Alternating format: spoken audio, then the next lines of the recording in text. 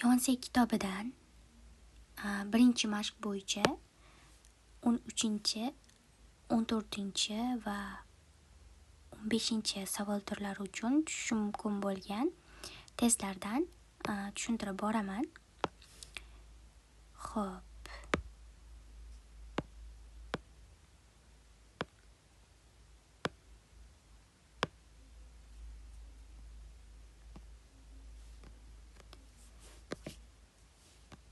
Endi birinchi biz bunday savol turida nimaga e'tibor qaratishimiz kerak?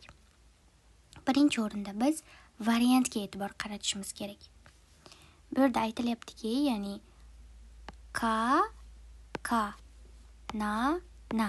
Bu degani boshqa variant yo'q. Ya'ni boshqa muqobil bo'ladigan javob yo'q bu yerda. Shuning uchun biz birinchi so'zimiz ka yoki na bo'lishini bilib olishimiz mumkin bu yerda. Shuning uchun ham birinchi variantga qarab olish kerak bo'ladi. Ko'pincha holatlarda ka ham kelishi mumkin, yoki to'rtalasi ham keladigan holat bo'lishi mumkin. O'shaning uchun birinchi variantga qarab olishimiz kerak. Birinchi qaysi harflar bilan belgilangan gap kelishi mumkin. O'shalarni bilib, keyin o'qib ko'rishimiz kerak. Qani o'qib ko'ramiz. 사람들은 외모에 대해 신경을 많이 쓴다. Ya'ni insonlar tashqi ko'rinish haqida juda ham ko'p 신경을 쓰다 degani e'tibor qaratishadi. Ya'ni insonlar tashqi ko'rinishiga juda ham ko'p e'tibor qaratishadi deyilyapti. Xo'p, bu birinchi gapga o'xshayaptimi? Hozircha bilmaymiz. O'shaning uchun optiramiz.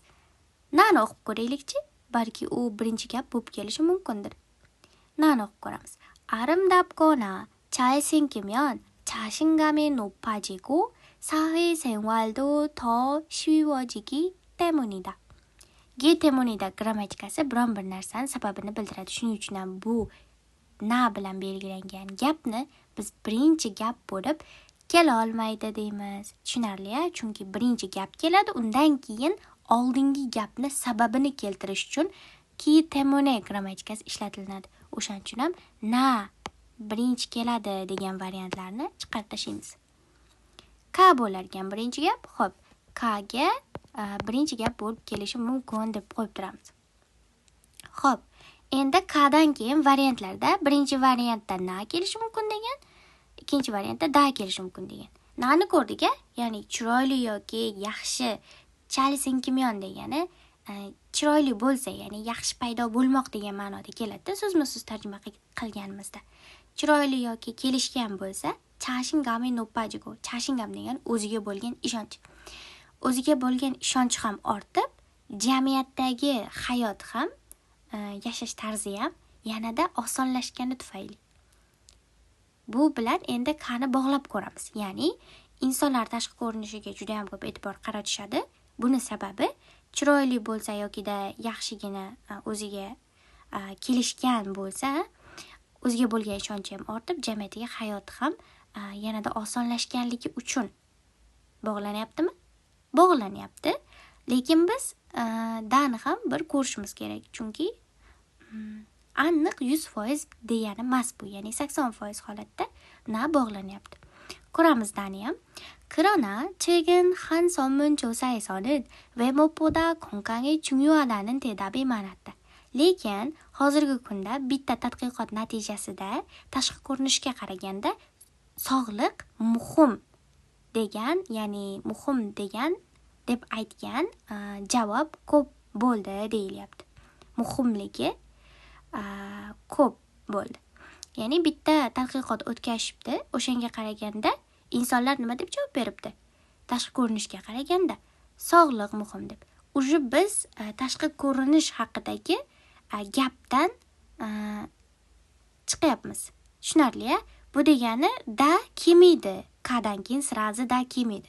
Kani sababini keltirish uchun ham na kelgandi. Ya'ni chiroyli yoki yaxshigina paydo, ya'ni kelishgan bo'lsa, o'ziga bo'lgan ishonch ham ortib, jamiyatdagi hayot ham yanada osonlashganligi tufayli insonlar o'sha tashqi ko'rinishga e'tibor qaratishadi. Da endi umuman boshqa mavzu bo'ldi-da bu yerda. Konkan haqida gap ketyapti dada. Konkan. O'shaning uchun ham nadan keyin sirazi boshqa mavzuga o'tilib ketilmaydi. Uni isbotlaydigan bitta gap kerak. O'sha qoida bo'lsin xayolingizda. Bitta gap bekordan bekor kelmaydi. Undan keyin uni ifodalab, uni tushuntirib beradigan yokida uni nima uchun bunaqa fikrlaydi insonlar, o'shanga nisbatan sababini keltiradigan gap kelish kerak undan keyin. Undan keyin sirazi boshqa mavzuga o'tilib ketilmaydi topikda. O'shaning uchun ham bu yerda da kelmaydi. Chunki dada sog'liq haqida gap ketib qolgan. Shuning uchun ham ikkinchi chiqarib tashlaymiz. Bizda bitta bir qolyapti. Ko'ramiz nani ikkinchi gap deb oldiga. Xo'p, na ketyapti. Undan keyin da ekan. Bitta gap уже tugadi, tushuntirib bo'ldi. Undan keyin lekin hozirgi kunda bitta tadqiqot natijasiga ko'ra, tashqi ko'rinishga qaraganda sog'liqni muhim deb o'ylagan javob ko'paydi. Ra kelyapti oxirida. Inin o'sha narsa, ya'ni sog'liqni muhim deb o'ylashi 사람들의 수명이 길어지면서, ya'ni insonning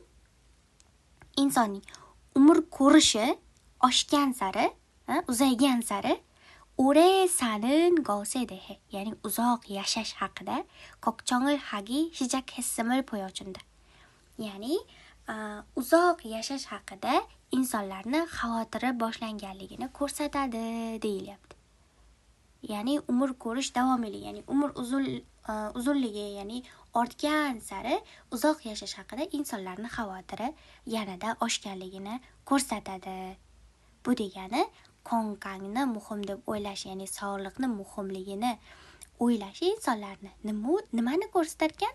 Insonlar ko'proq o'sha sog'liqqa e'tibor qaratayotgan bo'lsa, albatta umri qanday o'tyapti?